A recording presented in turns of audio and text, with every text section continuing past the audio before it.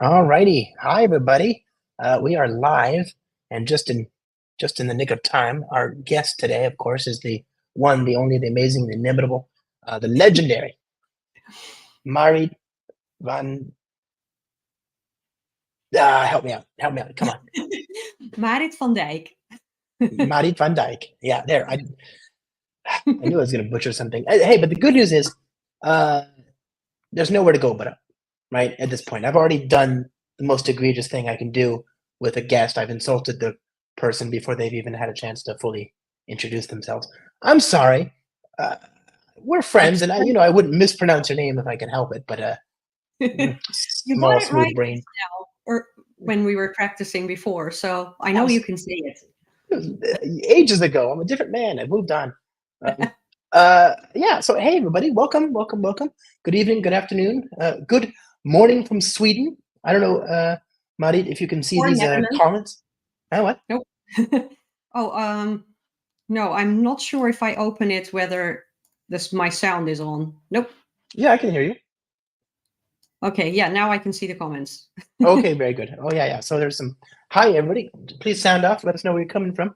Always good to hear and see more people.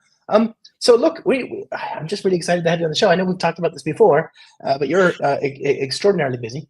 One of the hardest working people in show business, Hadi. So if you're watching, lots of respect for Marit here.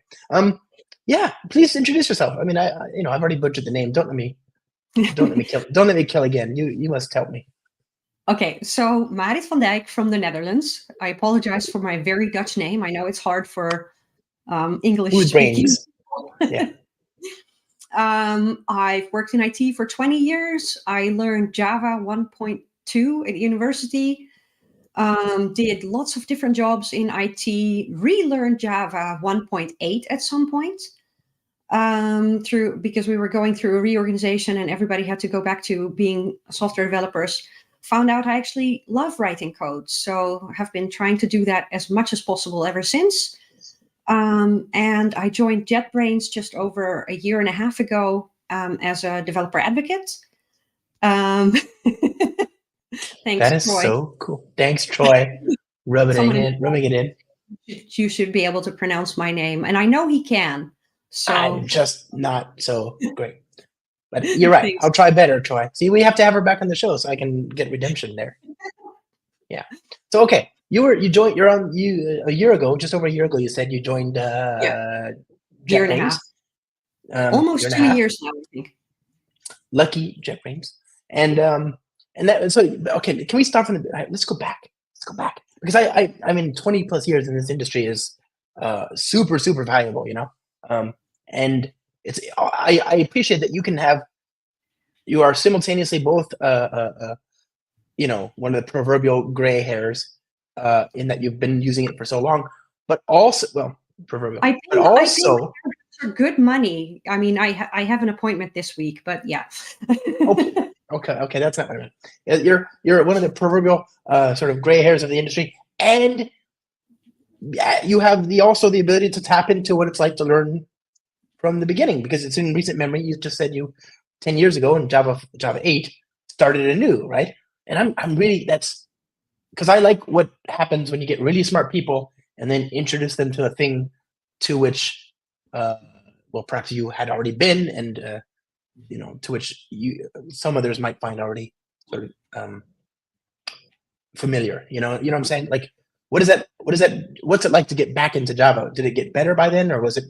It did. More get better by then. There's lots of changes in Java 8 that are much improved over older versions. I remember in university doing an exercise where we had to create a calendar or a calendar date, but the old date format based of epoch millis. So translate millis into a date was one of the exercises we did at university. So local date was a big improvement in Java 8. And that was the Joda time stuff, right? Oh yeah. We had some at my last job before I joined JetBrains. We had some code bases that were using Yoda time. But then once you start using the Java local date as well, it gets confusing because, it looks the same but isn't. Yeah. It's fun. No. Time zones are fun anyway, which is why we've been having such a hard time scheduling this call, because it's early morning for me, but late night for you. Well, soon it'll be early morning for me too, though. That's nice. Well, it will just be morning for me. So the job I worked at before JetBrains, I worked at an online retail platform in the Netherlands, and so they operate only in one time zone, which is Netherlands and Belgium. And then, of course, they move to the cloud, and then you get to deal with time zone problems. Do people still say Benelux? Is that a thing? Or is that not refer to that? But it's Netherlands, Belgium, and Luxembourg. So it doesn't even qualify there. I only got 2 out of 3 in this case. Oh, yes. That must have been really simple. That must have been very nice. In China, they only have one time zone, even though the country is enormous. Huge, right? Yeah. Huge. So the sun is like well past set in some parts, while it's still high in the sky in others, and it's the same hour, which I always thought was. It's not the weirdest arrangement I've seen. It was fine. I got used to it, but it was just very strange. Shunak, yes. I think in India they have half-hour time zones. Yep, there's a half-hour interval there, and in the United States we have lots of places where they agreed to use the time zones and daylight savings and all this craziness, and then you get to like a Native American reservation, where they have some sovereign land, and there they can choose because it's their own. It's like a little mini country within the country. They can do whatever they like, and sometimes they don't hew to daylight savings, which is fine by me because I don't think it's a great idea. We just moved to daylight savings this weekend, and all of the jet lag, none of the travel. Woohoo! Same great taste. Yeah. Well, it's time zones are weird. You're right. Shunak, I'm not sure if you were being ironic or not, but I want to point out it really is an older twin. It's actually Stephen. Oh, I can see him on my face. It's not Stephen. It's the same guy. It's the same guy who developed JotaTime. He then, after he got it working, and by the way, there's also a JotaTime or Jota.net, right? And so you can actually use that really nice facility from both platforms. But eventually got pushed into Java proper, which is that was the right thing to do. In 2014, It was a little late, but I'm glad it came. Yeah. Colburn. That sounds right. Is that right, Stephen Colburn? I'm not thinking of the talk show host, am I? Stephen Colburn. Yes, I am thinking of Joda Stephan on Twitter or X at JodaStephen. STEPHEN. Okay, there you go. So yeah, sorry, I've met the man a million times, but my brain is just not working right now. Anyway, yeah, it's the same thing. Good stuff. Okay, so that's the thing that leapt out to you was the pain of dealing with dates and times. That was the first thing that was sort of apparent in moving to Java 8. Yeah. Cool. Yeah. That's really cool. Because a lot of people are like, oh, lambdas, whatever. But no, you're like, this is useful. I can make business code that didn't work before now work. I remember the pain of using the date class. Now it's easy. Yeah. Until you move to a different time zone, then it's hard again. But but at least that complexity matches the real world complexity. It's just sort of you get code to deal with the lay of the land as it actually exists, as opposed to this lie we tell ourselves about epic time, So I think in Europe we want to get rid of daylight savings time. They just can't decide whether they want like the summertime or winter time.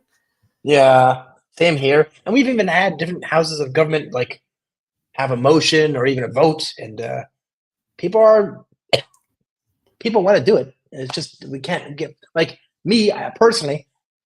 I'd prefer more sun in my life every day. Yes.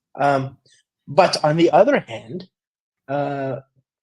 we have places like Phoenix, Arizona, right? Arizona in general doesn't follow daylight savings time. And the reason is because the sun there is about 20 meters on top of your house. For the rest of the planet, somehow the sun is millions of miles away, but in Phoenix, it floats above your home, and you live They were as cockroaches fun. do, scurrying from one heat-baked thing to another, trying to survive. Do you see that movie Dune, by the way, the new one? I have not. It's on my list though. It's based in Phoenix, basically. They call it Arrakis, but I think they're talking about Phoenix. Anyway, it's just super hot. Is my point. Really, really hot. So So I you don't would like begrudge. less. They would like less sun, and I don't blame them because the sun is just a giant cancer gun over their heads. It is just unnaturally hot. It's the hottest habited place on the planet. And notice the qualifier habited, right? There are hotter places where nobody lives, but that's nobody lives there, so it's moot, right? Anyway, yeah, I don't know. It's a really contentious thing. I would like for them to fix it. I would take either one just to get rid of the change. Yep. I would Yes. I would be sad about the other one, but at least I'd be less stressed. I can always just take more vitamin D. We'll just remember it fondly. Yeah. Or I could just We wake up would earlier, I like, suppose. in the Netherlands, I think we would like more sun. It's literally raining right now. So, yeah. It was sunny here yesterday, and it's been windy, and I think it's borderline raining. It's gonna rain. It looks like it's threatening to rain. It's just very cold snap. Okay, so you Java 8, and I guess so I'm kind of. You said you got back into software. Let's work backwards from there. Back into it from you're already in software, right? You just changed focus, maybe, or what happened? Yeah. So after university, I worked more as an information analyst and functional designer, and then as a project manager, which I enjoyed. But I was working at a bank about 10 years ago, and they were doing like the agile transition that people were doing, or corporations and organizations were doing back then. So we moved from waterfall to agile. You talk about it like it was the Harlem Shake or something. Sorry? You talk about it like it was the Harlem Shake or something, which it feels rather fitting. Yeah. They went to agile more or less. Yeah. Read between the lines. And they got rid of a lot of project managers. There were other project managers there who had way more experience than me. So the rest of us were all rehired as IT specialists or developers, basically. So I had to relearn Java. I did some of the Oracle exams. I don't know if you've ever done those. They are fun. Yep. And got back into programming. And what we were doing there was mostly test automation, because we didn't actually build the software we were using. We had an external supplier, but we were testing their releases. So, the stuff that they built for us. So instead of doing lots of manual testing, we wrote test automation. So that's how I got back into programming, and actually found that I really, really enjoyed it, because as a project manager, especially in a bank, some days you work really, really hard and you end up further away from your goal than you started. That's me every day. How dare you? That's yak shaving, isn't it? Like, have you heard that term, yak shaving? Yes, to the audience? I saw a brilliant talk by Jessica Kerr once about yak shaving. Well, everything she does is brilliant. Yeah. That's Jessie Tron on Twitter, my friends, or X, or whatever it's called. Yes. JESSITRON. She's there's the rest of us, and there's her. Like, I just literally giant. Yeah. So, and I found that with programming, at least like at the end of the day, I have something to show for it. I got kind of like doing test automation. I got kind of addicted to the little green checks. Right. So, and I really, really enjoyed that. So yeah, I'm kind of glad that the universe aligned and got me back into programming. Me too. I got something in my throat. So you got back into programming. Were you using like NetBeans or Forte or Visual JBuilder or? I remember using JBuilder. It's what we used at university, and it was great because we didn't have to write our code in Notepad and compile it manually on the command line. We could just press like this big green button and it would run. Right. but code inspections were not nearly as good as they are today. So, No. I remember it complaining like there's a semicolon missing or a bracket missing on line 61, and it meant like, plus or minus 5 lines from there might Yeah. be a semicolon missing. Aspirationally. Yes. So, I noticed that there aren't as many closing brackets as there are opening brackets. I'm not entirely sure where the missing one should go. Good luck figuring it out. Yeah, so that's awesome. So you were using that in university, JBuilder, yes. which for those of you who don't know, JBuilder was Borland's development environment, and I think they were going after the Visual Studio contingent, the one-stop shop workbench thing that was like thousands of dollars per developer head, per developer seat basically, and just super expensive. It was powerful, but only if you could run the thing. It was also written in Java, and it was enormous, at the time. And then Oracle, they created JDeveloper, which I think was a fork of that somehow. I think they had some sort of deal where one was a fork of the other. Anyway, that was all I'm trying to say. That's an old thing. I'm wondering what you were using at the time when you first got into software. So at the bank that I worked at, we were using Eclipse. Mm-hmm. And I thought it was fine. Like, it didn't get in my way. It let me do my coding. Yeah. Of course, we used JetBrains when I was doing Oracle courses. Also, it's fine. It doesn't get in my way. It lets me do my job. Yep. But I mean, all IDEs are good nowadays compared to, using Notepad. Yeah. So, and then unless you're our friend Venkat, in which case, he can make it work. But again, there's us, and then there's, Yeah. And I'm still not entirely convinced there's only one of him, because he Nobody gets so is. much done. There must be multiple. So I Otherwise, I feel really bad about not getting as much done. No, I still feel really bad, even though I think there's 2 or 3 of them, because each one of them is still doing more work than I'm doing, and it's really frustrating. Anyway, and then from working at the bank and doing programming there for, I want to say, about 2 years, I switched jobs to the online retail platform, and they used IntelliJ. And within a few weeks, I was entirely convinced that, oh my God, this is amazing, because not only does it let me do my job, but it's actually helpful in places. Like, it will do suggestions, or it has features that, actively help me. So not only does it not get in my way and fight me, but it's actively like, it's like having the wind in your back. I don't know. Or like all of the lights turn green when you're driving, or, it felt really helpful. So like within a month, I was entirely convinced, and a little bit upset that I didn't started using it earlier. Right. So I've been raving about how much I love it ever since. And then JetBrains hired me. So now I get paid to say it, but I do genuinely believe it.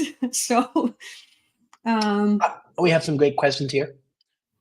Marit, was Java the main stack in the bank you were working at then? I think so. I think it still is, because I know some developers who were there after I left, or who are still there, who are also active in the Java space and Java communities in the Netherlands. Mm-hmm. Of course, I don't know what they use for front end. Probably JavaScript, like the rest of the world. Right. But yeah. And this is a fair point. Although I would say that like Google Chrome only works if you have more than 16 gigs of RAM too, right? Like you can't do anything under 16 gigs of RAM anymore. It's frustrating, because I'm using StreamYard. We're using StreamYard right now, and that requires Google Chrome, which irritates the ever-living heck out of me, And I mean, I understand. I understand that it's frustrating.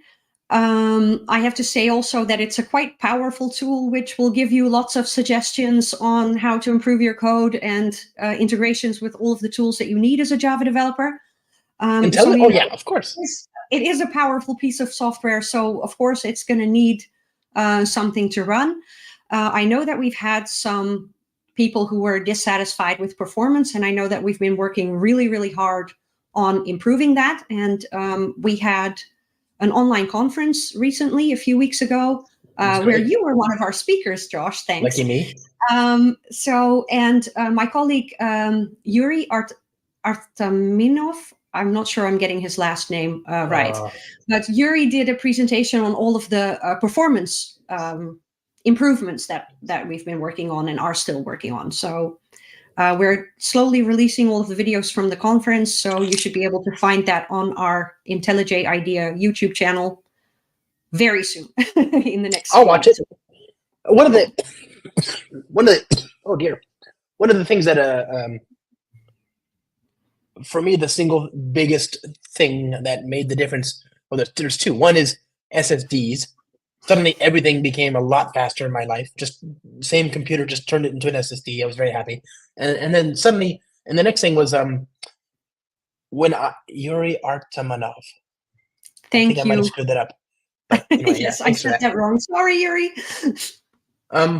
See, you should just take a cue from the old Josh, because I know I'm gonna screw it up, so I don't even bother with the name. I just punt. The ability to open up multiple projects. Like I can just go to a folder and type in idea space in the folder, and it'll automatically find 6 otherwise unrelated Maven or Gradle projects, and I can open them all up in the same Chrome, the same frame, the same IDE. Mm-hmm. Now 90% of the extra RAM I was spending is just gone. I haven't looked back. It just feels great. And I run now WebStorm, which is of course based on IntelliJ, and I've got PyCharm and I've got IntelliJ running at almost all times. Cool. So it's fine. It's really good. I know it could get better, but it's one of the best performed. I think also I'm privileged enough to have a very powerful new MacBook.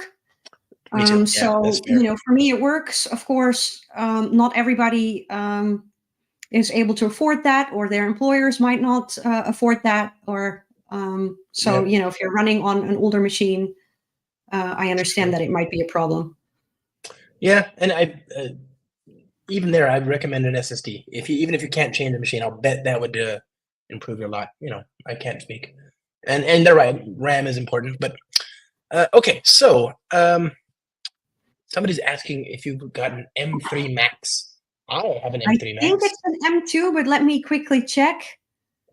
Where does it even say about this Mac? M1. So not even the latest. Yeah, it's been. I got the M3, but I had the M1. So I'm attached to it now. What? Yeah. I had the M1. I got the M3. They're not that big a difference, actually. I kind of regret the purchase because it's a lot more money. Okay.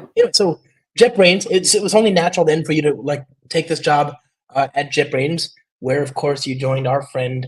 Well, actually, at the time when you joined, there was also Trisha on the team, I think, or had she just already left? She had just left. Boats maybe 2 months ago, but I had met her at Go to Amsterdam 2018, and following each other on Twitter.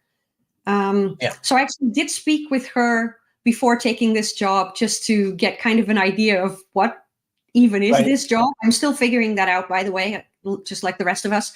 I'm sure I'll figure it out any day now. Let me know, okay? Because I could use some help.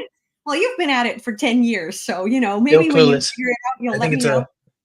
Somebody less smooth-brained. Oh. So, so Trisha had already left. Helen Scott was still there. She's still at JetBrains, but also doing Python stuff. Nice. And, of course, the wonderful Mala Gupta. Oh, yeah, Mala Gupta on Twitter. Yep. So actually, when I said I relearned Java, one of the books that I relearned Java from was by Mala. And she has such a clear grasp of the language and is able to explain it really well and really concisely. And I was just, very, very starstruck by her. And I met her. Sure. I met her at a conference in 2019, and I was just like, oh my God, I learned Java or relearned Java from one of your books. You're amazing. And now I get to work with her, and she is just the kindest, wisest person I've ever met. And I'm really looking forward to seeing her at DevNexus next week. So. So you're going to be there. You're going to be there. And if anybody in chat or on stream is watching and is going to be there, don't be shy. Come say hi. Come see us at the JetBrains booth. Yep. I will certainly be lingering. Okay, so that's in Georgia next week. We're dating the podcast, by the way.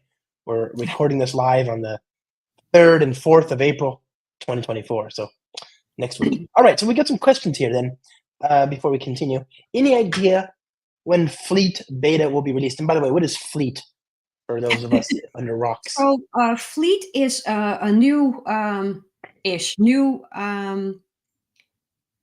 IDE by JetBrains. And it does have some of the IntelliJ goodness underneath, but the whole front end has been redesigned, reimagined, improved with, new and modern technology and knowledge. Because of course, IntelliJ is 20 years old by now. So, the fact that that's still a successful project when the code is 20 years old is a feat in itself. Right. And Fleet will support multiple programming languages. So it's not like so we have our current set of JetBrains IDEs that are sort of per language, even though you can use plugins and use other languages inside it as well. So for IntelliJ, you can use a Python plugin if you want to use Java and Python, or you could use IntelliJ IDEA for Java and PyCharm for Python. In Fleet, you can use multiple languages. So it's just a modern IDE. Yeah. And I like it because it's in IntelliJ, you've got this, lightweight mode now, where I can open up just a straight text file and make changes to it, And it works, but it feels a little, I don't know, it's still loading IntelliJ, right? Whereas with Fleet, you're just loading a text editor. If you want it to become a full IDE, just press the magic button, and it, like a transformer, it turns into IntelliJ for Java or PyCharm for Python or RubyMine for Ruby or WebStorm for JavaScript, depending on what kind of code you're editing, But it's your choice to make about whether it launches the full IDE or just this text editor that's really useful. It's so good. I love it. And I tried, I think I was telling you actually the other week. We were talking about it last week. Yeah, because it really is. It's so exciting. I took a Git repository under github.com, Josh Long, or Spring-Tips. I forget which one, probably Josh Long. And I just looked at a bunch of different async awaits in different languages, right? And so in Rust and Python and JavaScript and whatever. I pointed Fleet to the root directory, which had projects in Node, in Ruby, in Python, and whatever. I think I even had a .NET one. I just pointed it to the root directory and said, open. And it just okay, we can run and debug .NET. We can run and debug Python, run and debug this JavaScript. What do you want to do? It just works. So that's another great question. Valence with the hits here. Pardon me if I'm mispronouncing your name, friend, but does that mean I won't need other IDEs? Yes, I think it means you don't need to use Visual Studio anymore. Or JBuilder.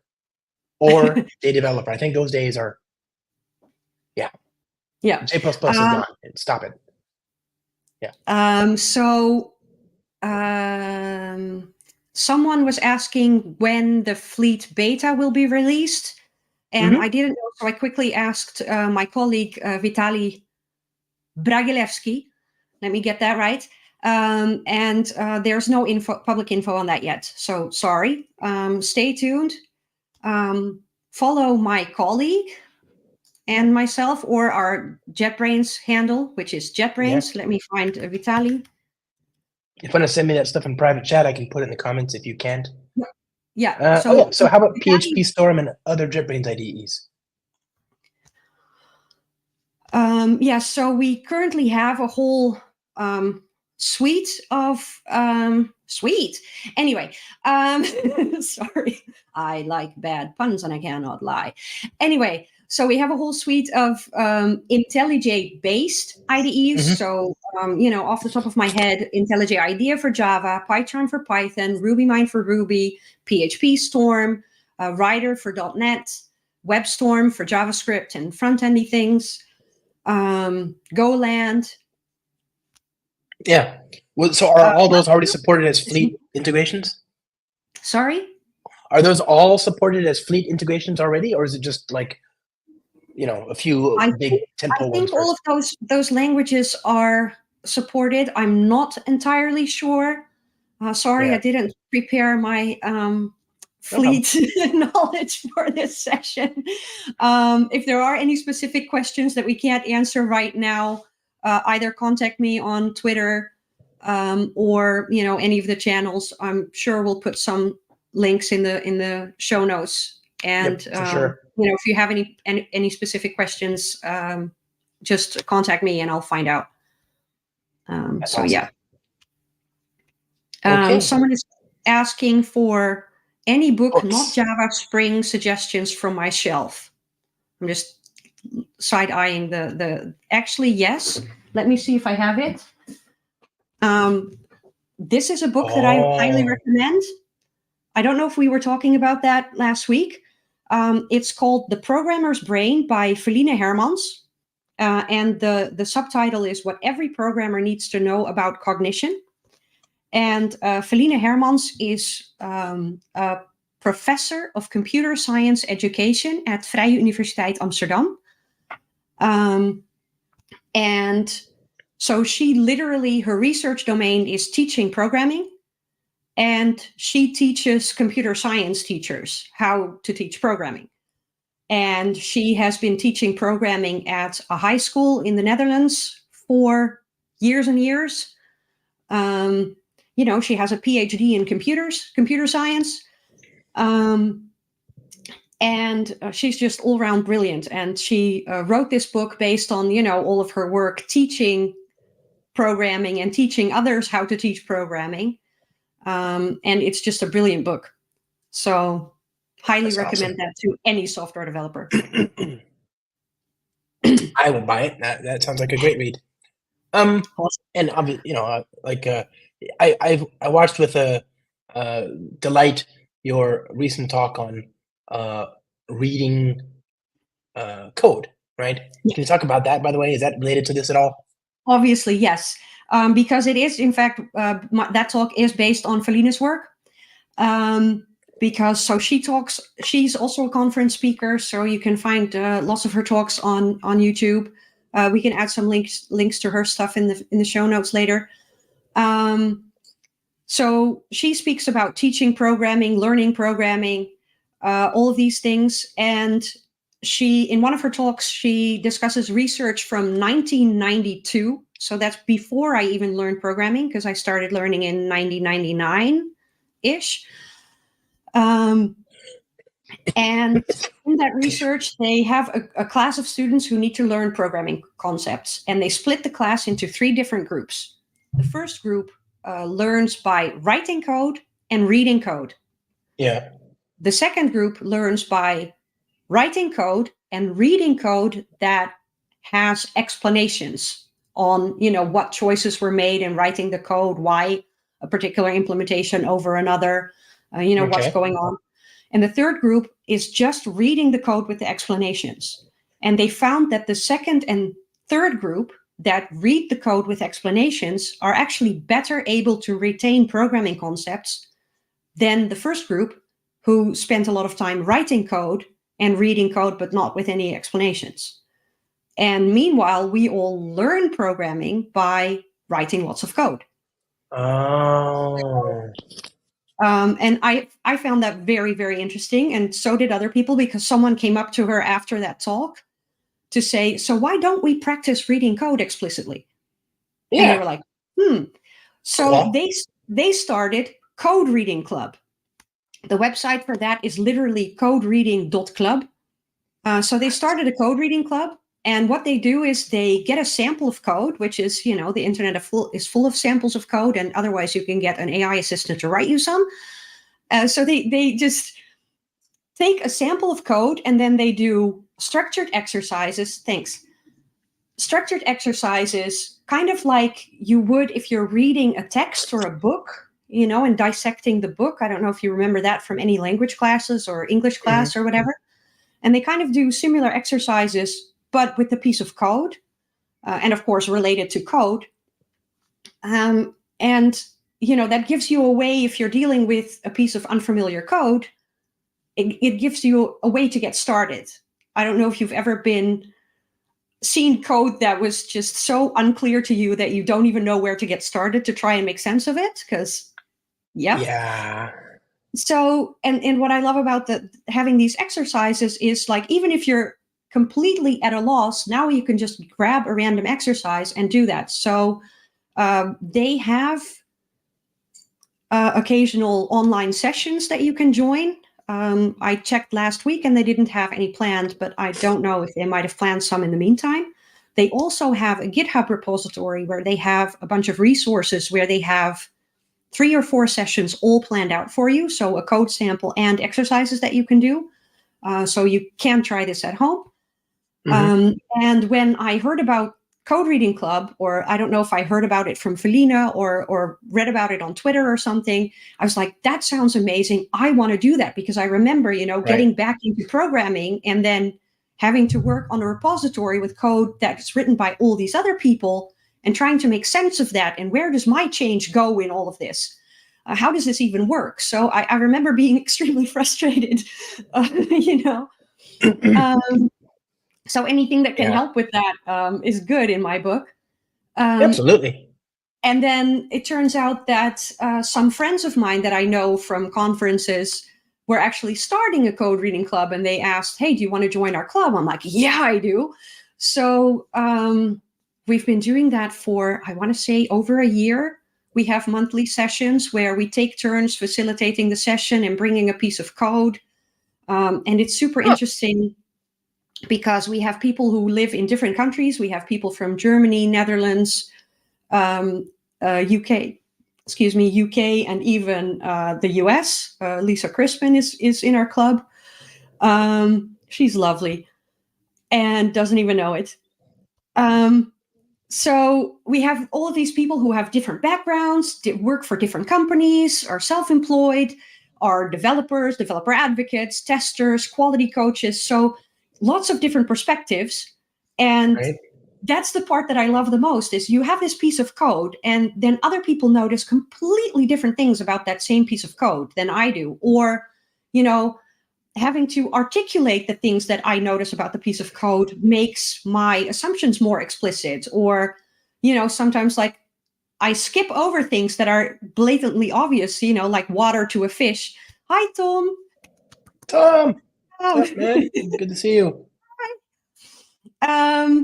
So I really, really love this club, and I really love this experience, which is why I'm talking about it. Right. Sounds fun. I want more people to have this experience. I actually wrote a blog on my website on the benefits of joining a code reading club, which is practicing code reading, obviously, but also just I really like understanding the different perspectives that people have, and also like being more explicit about my own thinking and my own assumptions about the code. So, you get a side helping of empathy for other people reading code, which I think is something we all need. Oh, for sure. I mean, in abundance. Oh, that's amazing. I didn't know about that. I wonder if there's like a local code reading club chapter here in San Francisco, And if not, you can start one. Yeah, well, I wonder. Yeah, I wouldn't mind putting the spark in somebody's mind to create it. That'd be really fun. And yeah, I could create it. And actually, you know what? This would be like, we have a San Francisco Java user group. This wouldn't even need to be the Java user group. It could be code from every language, right? We could have the Rastafarians and the Python people and the Node.js, whatever they're called. I've done some code reading workshops at conferences, and also Java user groups. And sometimes I deliberately bring non-Java code, which not everybody appreciates. This is a Java user group. I know. Well, I imagine this would help you make more sense of foreign code as well, is my point. Like if you're going to approach a body of foreign code. And I actually, so it actually helped me also become more confident in my own skills, because, I learned Java at university. I worked almost exclusively at companies that use Java. I had worked at a .NET shop for 1 year and quickly ran away. It wasn't the .NET. But so I worked and I've done a little bit of Groovy, a tiny bit of Scala, a lot of Kotlin at my previous job. But all JVM stuff. And a tiny bit of Python because we were using Locust for load testing. Right. Turns out if I have a working example of Python, I can write Python. Woohoo! But I learned from the code reading club that I can actually just read code in a foreign language because the constructs are the same or some of the concepts are the same, even if some of the syntax isn't. And that's the fun of having a code reading club with different people with different backgrounds. Is if there's a piece of syntax that's completely alien to me, there will be someone in the group who's able to explain that, and then you can make sense of the code together. Which, as you've said before, software development is a team sport. Yeah. Which you beat to tweeting that by about a day. So I was just thinking it really loudly, and you tweeted it. So Did I tweet it too late? Wait, what happened? No. You tweeted that software development is a team sport, which was something that I was thinking that day. And I saw your tweet. I'm like, yeah. Oh, but I mean, it's a universal truism, right? Like, yeah. Yep. Yeah. We should both tweet it at exactly 12:45 and 12 seconds. My time. It's fine. I don't care. That's so cool, though. It is a team sport. It's such a team sport. Even the tweets about it are a team effort. Exactly. Yeah. Same wavelength. Same wavelengths, separated by thousands of miles. That's so cool. I think that'd be really, if you got, because they say that writing code is much easier than reading it. Obviously, that's a truism as well, and I believe that. So, and any effort to make digesting the code you've just looked at, will inform your success in writing more code to then act on that. Debugging is implicitly tied to your ability to read and understand code as well. And so I think there's this whole discussion I saw on the X earlier. People are talking about whether it would be inappropriate for university students to have access to Chat GPT or something like it, an LLM, And the thinking being that, of course, it allowed them to focus less on the boilerplate and more on the sort of next level stuff. But my thinking is, you can't deprive people of that debugging experience, that ability to trace through code and see where something is going wrong. You build it up by routine and by being deliberate and practicing, And if people knew that was a skill and a muscle they could flex, maybe they would take code reading more seriously, and then make it more of a muscle you can stretch and strengthen, as opposed to just an accidental side effect of a bug. I think writing the actual code, even if it's with the help of your IDE, but writing lots of code and having to debug your own code and other people's code, gets you more familiar with the syntax, and making mistakes also teaches you potential pitfalls. And right. I had a more experienced developer on a team that I was on tell me that I should suffer more.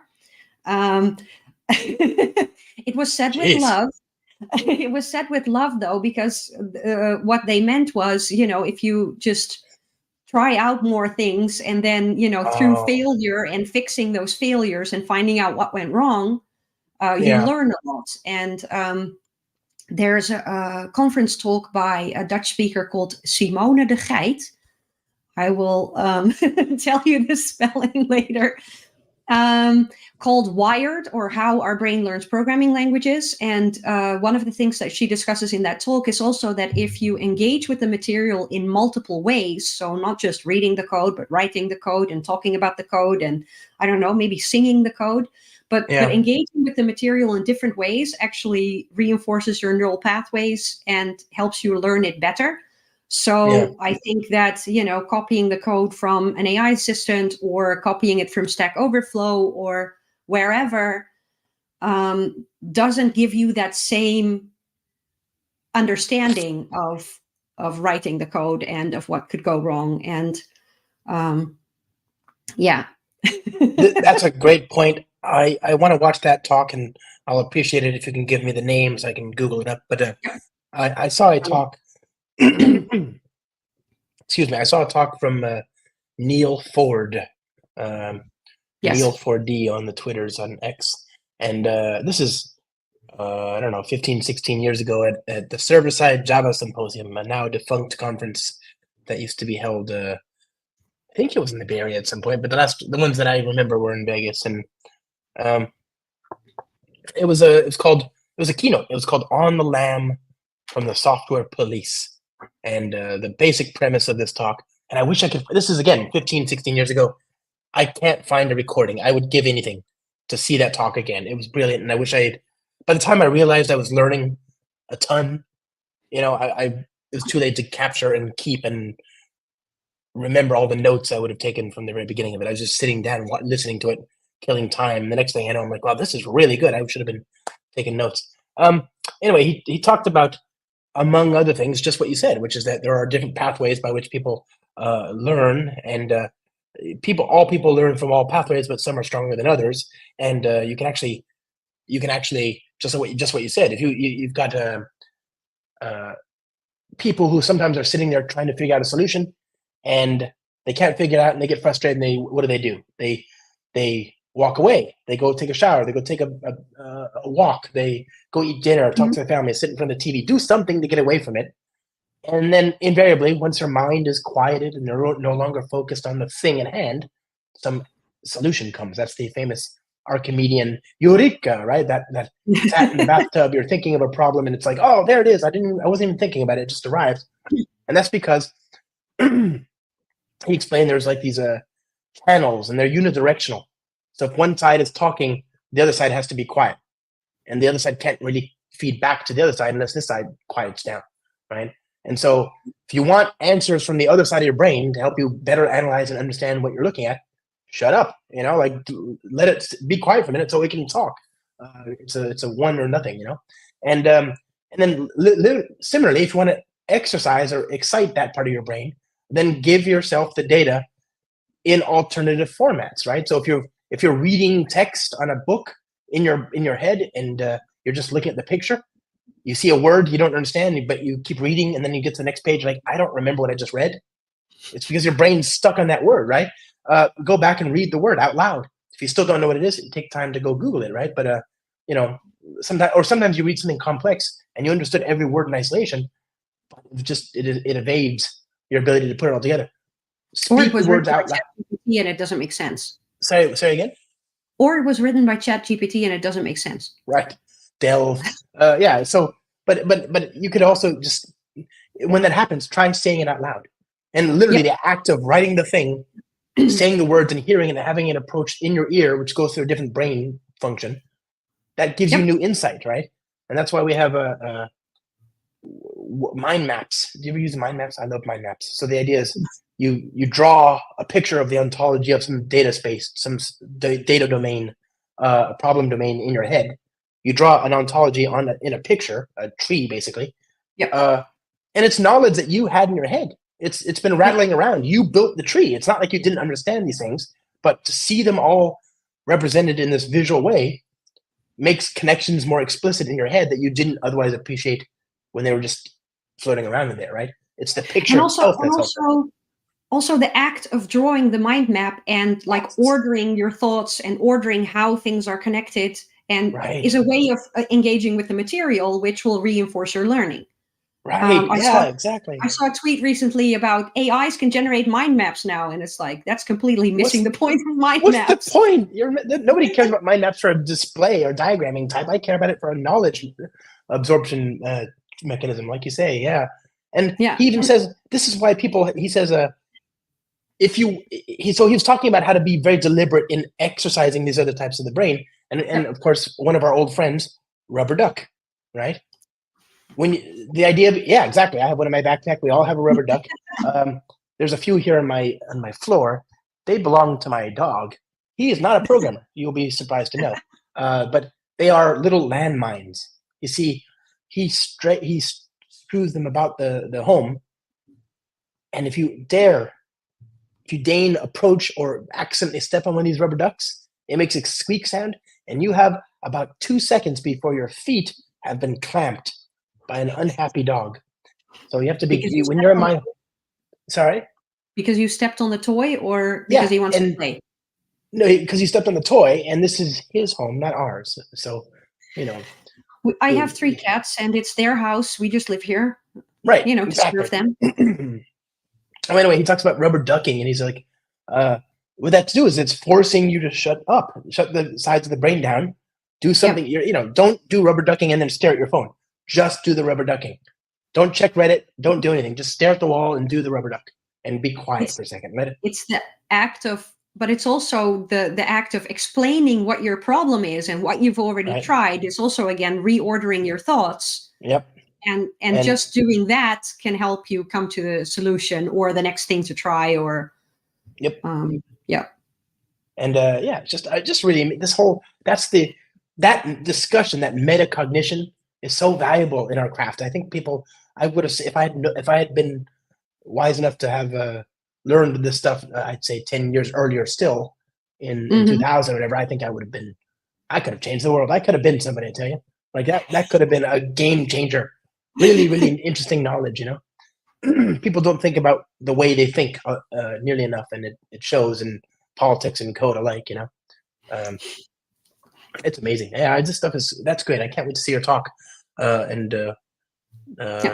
be doing that talk at DevNexus as well. So I'll cover some of the theory from Felina's book, my experience with Code Reading Club, as I've just discussed, and of course, because as I was doing these code reading workshops at conferences, working for a tool vendor who makes amazing IDEs, I would get the question, but normally I wouldn't read code on a piece of paper. I'm like, I know that's the whole point of deliberate practice, is that, you take it out of context and you practice certain skills.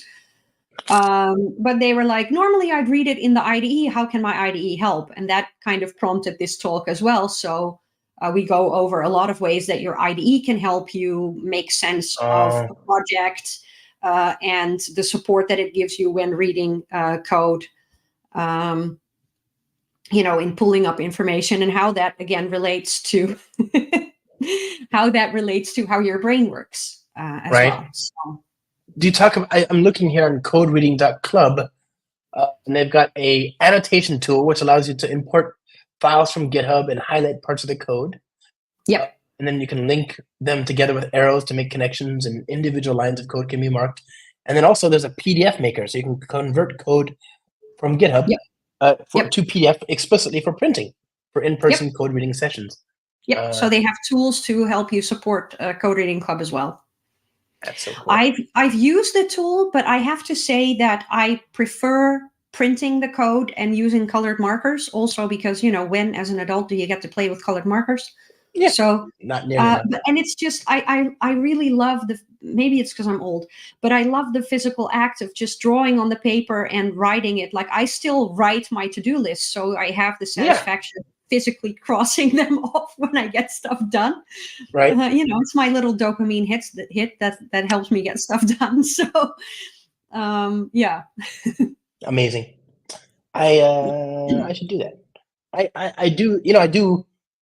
I think the difference between me now and me 20 years ago is I care a lot more about to-do lists now than I did even in university, even as a very busy person before.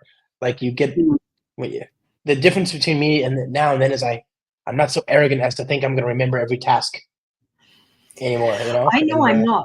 Yeah, so I just that's why I like writing stuff down. One of the examples in my talk as well is, when you explore a new project, one of the places that I go is, go to the README to figure out, how do I build this thing? How do I run the tests? How do I run it locally?